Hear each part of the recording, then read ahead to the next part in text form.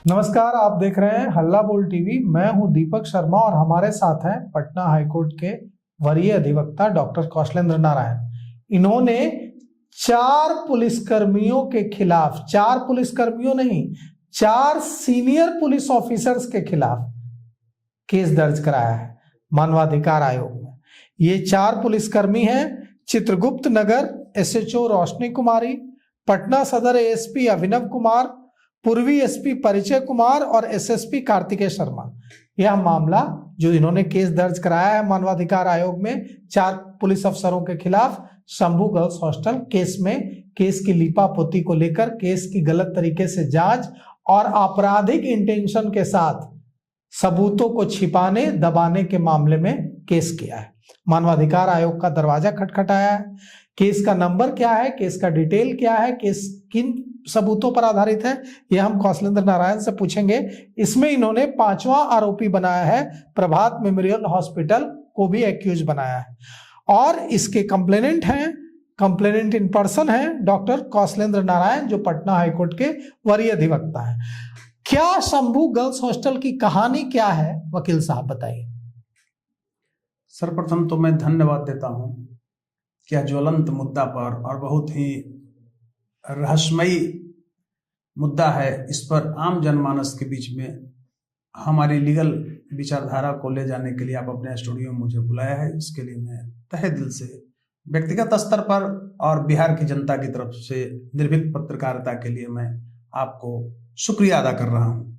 आपने Shambhu girls hostel का नाम लिया तो आपसे छुपा नहीं है यहाँ नहीं, क्या कहानी आपको, आपने 4 पुलिस अफसरों के खिलाफ केस किया है, केस दर्ज किया है। क्यों केस किया है, क्या किया है इन पुलिस अफसरों ने? मैं इसलिए कंप्लेन केस दर्ज कराया हूँ एनएचआरसी में। मैं खुल के बोल रहा हूँ कि जब नीट छात्रा के साथ दुष्कर्म और हत्या किया गया तो ये अफसर लोग, उसमें 2 अफसर बहुत दोषी हैं। एसएचओ कंसर्न थाना का चित्रगुप्त नगर का जो एसओ है रोशनी कुमारी और पटना सदर का एडिशनल एसपी कुमार अभिनव, इन दोनों ने मिलकर ये पूरे मामले को मिसलीड किया और जिसके आवेश में आकर, जल्दबाजी में आकर बड़ा बचकाना बयान पटना के सीनियर एसपी ने दिया। और दुर्भाग्य है कि बिहार पुलिस का जो मानक सोशल साइट है बिहार पुलिस, उस पर इन्होंने दिया। तो यह प्रमाणित होता है कि यह जो घटना थी, दुर्घटना जो थी, घटना थी, उसको इन्होंने दबाने का प्रयास। क्या हुआ है शंभू गर्ल्स हॉस्टल में? पुलिस जो कह रही है, आपने जब केस फाइल किया तो आपको जानकारी होगी कि वहां क्या हुआ है। देखिए, छात्रा के साथ लायर मैं बोल रहा हूँ, लायर हूँ और इस बिहार का रहने वाला हूँ। आप कंप्लेनेंट इन पर्सन भी हैं इस केस में, और क्या हुआ है, एक जिम्मेवार नागरिक भी हूँ। क्या हुआ है? मुझे सिर्फ इतना कहना है कि पुलिस और एक एसओ जो थी या एडिशनल एसपी थे कि एक डॉक्टर थे, वो विदाउट किसी सरकारी हॉस्पिटल का सुझाव के या नोटिफिकेशन का मेडिकल बुलेटिन जारी किए हुए आपने कैसे कह दिया कि इसके साथ सेक्सुअल हरासमेंट नहीं हुआ है, जबकि कुछ दिनों के बाद, 2 दिन के बाद ही खुद पीएमसीएच का रिपोर्ट है कि सेक्सुअल, आप इस रूप में समझिए, जो उसके साथ दुर्घटना कहिए चाहे जो कहिए, इतना घटिया हुआ है जिसको से इनकार नहीं किया जा सकता है, हरासमेंट जो उसका हुआ है। फिर पटना के सीनियर एसपी भी दिए थे, बाद में आनंद फानंद ने पटना के सीनियर एसपी एक बहुत अच्छा कार्य किया कि इसको दिखाया कि इसको हम इनकार नहीं कर सकते हैं, बदले हैं बयान। लेकिन वो रोशनी कुमार, मैं कहता हूं, देखिए कहां पर गलती था और क्यों मैं गया एनएचआरसी में, मानवाधिकार आयोग में। देखिए गलती यहां है कि लड़की को 6 तारीख को ये लोग भर्ती करा दिया है प्रभात मेमोरियल हॉस्पिटल राजेंद्र नगर में। हॉस्पिटल वाला मोटी रकम लेकर, या क्या मिली भगत है कुछ कहा नहीं जा सकता है, इस लड़की को भर्ती लिया है 6 तारीख को, 7 को, 8 को और 9 तारीख तक भर्ती किए हुए रहा। 1 दिन के बाद उसके गार्जियन को फोन करवाता है हॉस्पिटल वाला, जबकि डायरेक्ट नहीं फोन करता है, किसी दोस्त रंजन है या क्या है उनके मोबाइल पर, और बोले हैं कि ऐसी ऐसी घटना है। ये लड़की वाले आते हैं 7 तारीख को, लड़की वाले जब पहुंचते हैं तो हॉस्पिटल वाले कहते हैं कि लड़की से ज्यादा बात नहीं करना है, बहुत सीरियस है। मैं स्पष्ट रूप से कहना चाहता हूं। अब हॉस्पिटल वाला करता है इस बीच क्या, अब यह भी एक जांच का विषय है कि हॉस्पिटल वाला भी तो कहीं इस तरह का डॉक्टर जो है सेक्स रैकेट में शामिल तो नहीं अच्छा, एक बात बताइए, आपने इस मामले की अपने स्तर से जांच की, उसके बाद आप मानवाधिकार आयोग में आपने केस दर्ज किया। क्या आपको जांच में ये पता चला है कि वहां जो शंभू गर्ल्स हॉस्टल है उसका माहौल ठीक नहीं था, वहां गलत चीजें हो रही थी? जी नहीं, मैं वहीं आ रहा था, अभी आपको वहीं आने वाला था थोड़ा। तो सर्वप्रथम मैं बताना चाहता हूं कि शंभू गर्ल्स हॉस्टल का Patna police, Bihar police video footage मंगाया 2 महीना 3 महीना का। वो देखे, मुझे विश्वस्त सूत्रों से पता चला है कि वहां बड़े बड़े लग्जरी गाड़ियां, फॉर्च्यूनर, हाइलेक्स और उससे बड़ा बड़ा ओडी गाड़ियां रात में लगती थी। ये मनीष रंजन भिखमंगा था 4 साल पहले, 4 साल के अंदर ही, 5 साल के अंदर ही कौन सा ऐसा संपत्ति कमाया भाई का, क्या कुबेर का भंडार गिर गया? ये जैसे आप नाम सुने होंगे, बिहार नहीं देश की जनता जानती है, सोनू पंजाबन सबसे बड़ा सेक्स रैकेट में शामिल था। ये सोनू पंजाबन का भी बाप था मनीष रंजन, बिहार के लिए कितने अफसरों के यहाँ, बिजनेसमैन के यहाँ ये लड़कियां सप्लाई करता था। अब मैं बताना चाहता हूं कि नीलम एक बीडो महिला है, वो गर्ल्स हॉस्टल खोला, उसकी क्या भूमिका है, दोनों मिलकर करता था, क्या करता था। नीलम के 2 बेटे हैं और वहां चंचला जो है वार्डन और एक नीतू नाम है। ये दोनों महिलाओं को जब 9 तारीख को FIR हो रहा था तो पुलिस ने बुलाया फोन करके नीलम अग्रवाल को, वो सब मिला हुआ था। चित्रकूट नगर के थाना प्रभारी SHO जो थी रोशनी कुमारी, उसने बुलाया और 10 मिनट मुझको कहा कि जाओ, पैसा लेके छोड़ दिए। आप ये बताइए कि पुलिस का राइट है 24 आवर किसी को डिटेन कर सकती है, पर्याप्त अगर साक्ष्य है। इतना बड़ा कांड था, सब थाना प्रभारी जान रही है। और आप देखेंगे एक केस जो दर्ज किया है, शर्म आना चाहिए, माने पुलिसिंग के लिए धब्बा है कि ईडी केस दर्ज कर दिया। क्या ये सच है कि वहां दूसरे राज्यों से लड़कियां बुला के रखी जाती थी? वही यूडी केस दर्ज किया है, यूडी केस वो दर्ज किया जबकि नेम्ड एक्यूज होना चाहिए था। दूसरी चीज देखेंगे आप कि तब तक वो छूट दे दिया है, 3-4 घंटा साक्ष्य को खत्म कर ले, रूम को धोवा दिया है वो लड़की का। फिर क्या करता है कि 10:30 बजे रात से 2.5 घंटा तक वीडियो फुटेज को खत्म कर दिया, डिलीट करवा दिया, ऑफ कर दिया है। अब मैं आता हूं शंभू हॉस्टल का, पर शंभू हॉस्टल में पता चला है कि 2nd या 3rd या 4th ऊपर का जो फ्लोर है उस पर बंगाल की लड़कियां मतलब आती थी, रहती थी। अब उसमें ये लोग इधर से उधर करता था, लड़की सप्लाई करता था। मैं कह रहा हूं जस्ट लाइक उसमें गाड़ी से लड़कियां जाती थी, अच्छी लड़कियां जो 1-2 को चली गई इसी तरह, माने जो रहती थी वो क्या जान रही है, नीचे है। और ये जो मनीष था उसका निगाह इस लड़की पर गलत था और पूरी भूमिका मनीष और नीलम और उसके 2 बेटे मिले हुए थे। इस लड़की को मैं जो बता रहा हूं कहीं ना कहीं दूसरे जगह इस तरह से वो ले जाकर के, चाहे वहां एक ग्रुप मतलब रिलेशन स्थापित किया है। कम उम्र की बच्ची थी, सहन नहीं कर सकी। सबसे बड़ा देखिए इसमें दोषी कौन है इस केस में कि प्रभात मेमोरियल हॉस्पिटल का वह जो डॉक्टर है, हम उसको चंडाल के रूप में कहेंगे। भगवान का दूसरा रूप डॉक्टर को माना जाता है धरती पर, वो चंडाल की भूमिका में आया है। कितना घृणित कार्य है। ऑनरेबल सुप्रीम कोर्ट का डिसीजन है, मेडिकल काउंसिल ऑफ इंडिया जो उसका सब है, अपना जो उसका काउंसिल है, कि किसी भी उस तरह का केस है तो उसके आप गोज और कॉटन को न फेंक सकते हैं। उसका कपड़ा को फेंकने का राइट किसने दिया? वो कपड़ा उसकी निजी संपत्ति होती है, प्राइवेट पार्ट्स का जो कपड़ा होता है, अंडरगारमेंट्स। मैं स्पष्ट रूप से कह रहा हूं लॉयर होने के नाते, उस पर क्योंकि जब रेप हुआ है तो सीमेंट डिस्चार्ज हुआ होगा, तो सीमेंट जो उस पर था DNA को भरपूर मिटाने का प्रयास किया है। शुक्रगुजार है कि मेदांता वाले ने सजेस्ट किया कि ऐसी घटना है। और मैं धन्यवाद देता हूं कि PMCH के डॉक्टरों ने, आज भी डॉक्टर अच्छे हैं, भगवान का रूप है, उन्होंने दूध का दूध और पानी का पानी किया है। मैं एक चीज कहना चाहता हूं, पुलिस क्या कर रही है, क्यों नहीं इसको रिमांड पर ले रही है मनीष को? एक बात बताइए, पुलिस को यह पता चल जाता है कि कौन अपने बर्तन में गंगाजल लेके जा रहा है, कि कौन अपने बर्तन में शराब लेकर जा रहा है। और अगर बीच राजधानी पटना में, अगर आप जैसा कह रहे हैं कि दूसरे राज्यों से, बंगाल से लड़कियां लाकर रखी जा रही हैं और रैकेट चलाया जा रहा था, तो पुलिस को पता नहीं चला इतने दिनों में? लग्जरी गाड़ियां लग रही थी वहां, पुलिस वाला ही करवाता है तो क्या रक्षक ही भक्षक है। एक एडिशनल SP और एक SHO का जब इस तरह से बलात्कारियों को बचाने का नजरिया है तो बिहार पुलिस का दामन बचेगा? 9 जनवरी को यह घटना, खासकर 9 जनवरी के केस आया है, हम तो 6 कहेंगे लेकिन हम 9 को मान लिया जाए, डेथ उसी दिन किया है, तो 9 जनवरी को मैं कहना चाहता हूं प्रतिवर्ष बिहार की जनता और देश की जनता धिक्कार, पुलिस धिक्कार दिवस के रूप में इसको मनाए।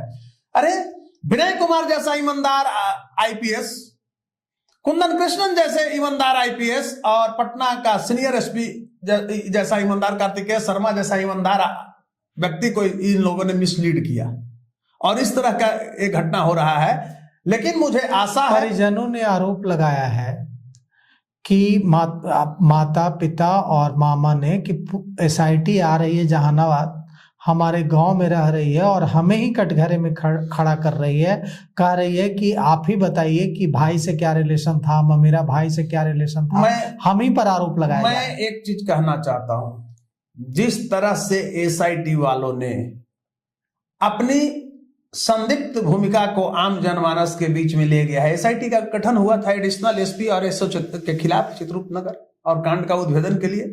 जब एसआईटी गई है 2 दिन, दोनों दिन वो घूम रहे हैं लोग, एसएचओ घूम रही है और ये घूम रहे हैं। मेरा मांग है कि अगर ये दूध का दूध और पानी का पानी करना है तो सर्वप्रथम चित्रकूट नगर के थाना प्रभारी और एडिशनल एसपी जो सदर है अभिनव, और वो प्रभात मेमोरियल हॉस्पिटल जो है उसके डॉक्टर जो है सतीश और राक्षस, आज के डेट में मैं मानूंगा, जो साक्ष्य को मिटा दिया, उसके कपड़े को गायब कर दिया, तो उसके ऊपर एफआईआर दर्ज कर गिरफ्तार किया जाए।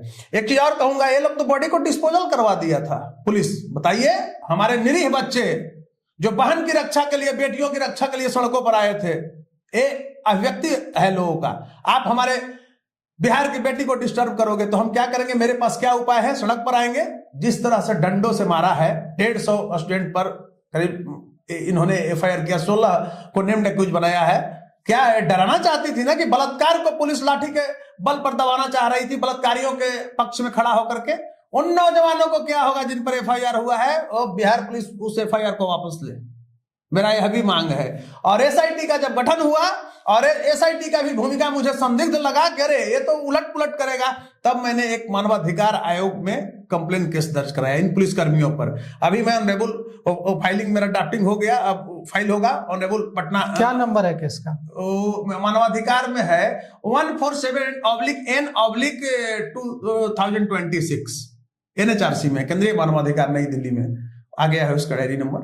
और मैं बता रहा हूं, इस मामले में केस दर्ज होने के बाद क्या होता है, क्या होगा? वो 2 दिन में एक्शन टेकन रिपोर्ट डीजीपी से मांगा जाएगा। अब देखिए क्या होता है, तो अब आ जाएगा, हो सकता है परसों तक केस ये हो जाए। मानवाधिकार आयोग डीजीपी से रिपोर्ट तलब करेगा, तलब करेगा और एक एसएसपी से भी करेगा, एक जांच का आरोपी भी चलेगा। दूसरी चीज, मैं कभी कभी देखिए केसेस में कोर्ट भी कहती है कि मानवाधिकार में आप क्यों नहीं गए। लॉयर हैं, ऐसे केस देखते हैं तो जज साहब का भी रहता है कि आप मानवाधिकार में क्यों नहीं गए थे। तो मैंने एक प्लेटफॉर्म अख्तियार किया है, ऑनरेबल पटना हाई कोर्ट में जाऊंगा। देखिए, मैं सुप्रीम कोर्ट में आर्टिकल 32 के तहत जाता, लेकिन नहीं मेंटेनेबल होता है। मेंटेनेबल होगा, रेमेडी तो पटना बिहार का है, तो in the judicature of Patna high court, Bihar पूरा उन्हीं के अंडर में आता है। ऑनरेबल पटना हाई कोर्ट के अंदर पटना हाई कोर्ट में भी मेरी दायर करने जा रहा हूं। मेरा मांग है, एक आईएएस की भी बेटी होती है, एक डॉक्टर की भी बेटी है, एक पुलिसकर्मी की भी बेटी है, आईपीएस की भी बेटी है, एक वकील की भी बेटी है, एक पत्रकार की भी बेटी है, एक मजदूर की भी बेटी है, सबकी बेटी है। तो बड़े लोगों, आज वकील और ये पत्रकार और आईएएस आईपीएस मजबूत अगर है, उनकी बेटी, एक आम जनमानस के गरीब निरीह के बच्ची के साथ हुआ है, तो मैं कहता हूं कि मेरे जैसा एडवोकेट के लिए धिक्कार था। जब इस केस को मैंने देखा था तो मेरी मानवीयता शीर्षक कर रो पड़ी उसका सीन देख के। और मैं दिल से बोल रहा हूं, दीपक जी आप वरिष्ठ पत्रकार हैं, बहुत अच्छे पत्रकार में आपकी पहचान है, तो मैं कहना चाहूंगा आपका चैनल के माध्यम से कि जिस समय फोटो उस लड़की का डालता था सोशल साइट पर कोई, तो लगता था मेरे अंदर गुस्सा आता था, क्षोभ आता था उसके प्रति। लगता है कि माने क्या हम कहें, हम भी तो एक मनुष्य हैं, कितना घृणित कार्य कर रहा है, उस लड़की का फोटो डालता है। शर्म आना चाहिए, धिक्कार है वैसे लोगों को कि उस गुड़िया को जो इस दुनिया में नहीं रही, बलात्कारियों के शिकार बन गई, उसका फोटो डालता है। शर्म आना चाहिए। वो लाइक के लिए डालता है, कमेंट के लिए डालता है, पहले आओ जैसा दिखाता है। सबसे पहले हम आपको बता दें कि वकील साहब जो कह रहे हैं प्रेस काउंसिल के नियमों के मुताबिक, और हल्ला बोल टीवी इसका पालन करता है, प्रेस काउंसिल के नियमों के मुताबिक विक्टिम का, पीड़िता का नाम और पीड़िता की तस्वीरें हल्ला बोल टीवी कभी प्रकाशित नहीं करता है। और जो लोग ऐसा कर रहे हैं उनको यह बताना चाहता है कि यह प्रेस काउंसिल और सुप्रीम कोर्ट जी नहीं, ये प्रेस नियमों काउंसिल का के तो है खिलाफ नहीं, है। ऑनरेबल सुप्रीम कोर्ट का ये डायरेक्शन है, आप नहीं डाल सकते। अब मानवीयता मेरा क्या कहता है, किसी मृत का कोई बूढ़ा बूढ़ी है कि भावभीनी श्रद्धांजलि हम दे रहे हैं, और शोक का विषय है और उसकी चेहरा को ये लोग डाल रहा है, कितना शर्म की बात है। तो हमारे जैसा वकील के लिए देखिए दीपक जी, एक चीज मैं बताना चाहता हूं कि भारतीय स्वतंत्रता आंदोलन रहे चाहे कोई भी आंदोलन रहे, वकीलों की भूमिका अग्रणी रही है। चाहे आप किसी रूप में देखेंगे, लोकमान्य बाल गंगाधर तिलक को देखिए। नहीं, अगर हम इस बारे में बात करें जी जी, तो आपने कहा कि वहां रैकेट चलता था शंभू गर्ल्स हॉस्टल में, और आपने कहा कि बंगाल से लड़कियां लाई जाती थी, मैं वहीं आ रहा था, वहां पर गाड़ियां लगाई जाती थी जी। इसके बारे में क्या जानकारी? हाँ, मैं वहीं आ रहा था अभी। क्या जानकारी है इसका? तो ऐसे जो जानकारी विश्व सूत्र दिया है, तो मैं वही क्या मांग है कि आप दिया? जांच करो। क्या जानकारी? वो वीडियो फुटेज लाओ जो जिसमें वो गाड़ी लगती थी, हाइलेक्स और डिस्कवर और ऐसी गाड़ियां, फॉर्च्यूनर, ओडी, ये गाड़ियां जो लगती थी, रेंज रोवर जो लगती थी, किस लिए लाई जाती थी बंगाल से लड़कियां? सप्लाई दिया जाता था, एक अफसरों को दिया जाता था, जहां से मनीष काम निकाल बिल्डर को देता था। और मैं बताना चाहता हूं आपसे कि उसमें कुछ गलत तरह के बैड एलिमेंट्स को भी सप्लाई करता था, जो दवा माफिया को देता था, बड़ी बड़ी दवा कंपनियों के जो मालिक है उनको देता था। इसके बारे में पता लगा है कि हॉस्पिटल भी कहीं खोले हुए हैं पार्टनरशिप में। तो वो जो सिंडिकेट है इस तरह का, जो हमारी बेटी बहनों की इज्जत को रौंदता है, बिहार की बेटियों की इज्जत को रौंदता है, ये बताइए, मैं खुल के कह रहा हूं। बलात्कारी घर में जाले रहता है, वो किसी के यहां जाएगा तो मां बहन बेटी पर नजर बुरा रखेगा। बलात्कारी किसी जाति धर्म का नहीं होता है, अपराधी किसी जाति धर्म का नहीं होता है, कोई भी गलत व्यक्ति वो अपने जात और धर्म के बीच का नहीं होता है, वो समाज के लिए कलंक है। तो ये भूमिका है हर एक जिम्मेवार नागरिक का बिहार का, उसमें मैं भी एक हूं। एक वकील से हटके अगर सोचिएगा तो मैं एक जिम्मेवार नागरिक हूं। तो जिम्मेवार नागरिक के हैसियत से मुझे गलत का विद्रोह करना लाजमी था। और मैं एक चीज और कहना चाहता हूं, एक कहावत है उस रूप में मैं दर्शा रहा हूं कि जिंदगी जीना है तो हालातों से डरना कैसा, और जंग जब लाजिम होता है तो लश्कर नहीं देखा जाता है। कितना बड़ा बलात्कारी है, चोर चुहाड़ है, पकड़मार है, तो मैंने बगावत किया है और मेरा यही मांग है और मुझे विश्वास है। बताइए, हमारे देश के इतने सम्मानित प्रधानमंत्री माननीय नरेंद्र भाई मोदी जी को ये लोग बदनाम कर रहा है, बेटी बचाओ बेटी अभियान को कलंकित कर रहा है, बिहार में जो सुशासन उसको कलंकित, ये अफसर दो अफसर कर दिया किरकिरी। तो ऐसे अफसरों को जेल जाना लाजमी है। ऐसा अफसर अगर जेल जाता है, 2 SHO और एडिशनल SP अभिनव जैसा और रोशनी कुमारी जैसा, तो पुलिस की भी छवि सुधरेगी, आम जनमानस में भी विश्वास बनेगा। और ऐसे बेटी बहनों का जो इस तरह से, अरे ये अंग्रेज और मुगलिया पीरियड को भी बर्बाद कर दिया है। तो देखिए, मानवाधिकार आयोग में केस दर्ज करवाया है इन्होंने 4 पुलिसकर्मियों के खिलाफ। चित्रगुप्त नगर SHO रोशनी कुमारी, पटना सदर SP अभिनव कुमार, पूर्वी SP परिचय कुमार और SSP कार्तिकेय शर्मा, और 5वां एक्यूज बनाया है प्रभात मेमोरियल हॉस्पिटल को। अब इस मामले में, जैसा कि वकील साहब ने बताया, कि इस मामले में अब रिपोर्ट तलब की जाएगी बिहार पुलिस से और एक्शन टेकन रिपोर्ट मांगी जाएगी कि इस मामले में क्या कार्रवाई की गई है। और देखिए, हम सब मिलकर, बिहार का समाज मिलकर इस बेटी को इंसाफ दिला पाता है या नहीं दिला पाता है। इसमें वकील डॉक्टर कौशलेंद्र नारायण जो लड़ाई लड़ रहे हैं, अगर इसमें इंसाफ मिलता है इस छात्रा को, तो इसमें इनकी बड़ी भूमिका होगी। तो फिलहाल इस पेशकश में इतना ही। आगे की खबरों के लिए देखते रहिए हल्ला बोल टीवी। शुक्रिया।